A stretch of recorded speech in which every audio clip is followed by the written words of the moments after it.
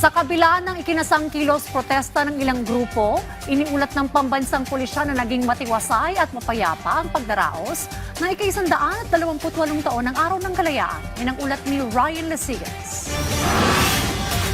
Ginugunita ngayon ng bansa ang Araw ng Kalayaan, pero hindi ibig sabihin na malaya kang gawin ang lahat ng bagay, lalo na kung ito ay labag sa batas, tulad na lamang ng lalaking ito na huli sa aktong dinudumihan ang kalsada sa Maynila. Imbes kasi na idaan sa sigaw o salita ang kanilang protesta, sinulatan nito ang center island ng kalsada gamit ang pintura. Sinubukan siyang pigilan ng pulis, pero imbes na tumigil, tila mas nainis lang ito sa nakasibilyang pulis.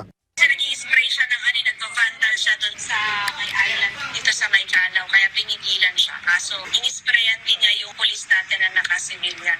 Inaalam na ng National Capital Region Police Office o NCRPO ang pagkakakilanlan ng lalaki. Tinangka siyang arestuhin, kaya lang nagpumigla siya tapos tumakbo. Tinanggal niya yung damit niya para hindi siya ma-identify. Samantala, ayon sa PNP, pangkalahatang mapayapa ang paggunita ng Araw ng Kalayaan ngayong taon. Ito ay sa kabila ng kaliwat ka ng kilos protesta na ikinasa ng iba't ibang grupo. Kabilang ang kilusan ng Pambansang Demokrasya, Bayan, Anak Bayan, Piston at iba pa. Bukod sa Maynila at Quezon City, binantayan din ng PNP ang paligid ng Senado. Sa kabuuan ay aabot sa halos 70,000 pulis ang ipinakalat sa buong bansa para magbigay seguridad ngayong Araw ng Kalayaan. Mahigit 8,000 naman ang ipinakalat ng NCRPO dito sa National Capital Region. Ryan Lesigas para sa Bayan.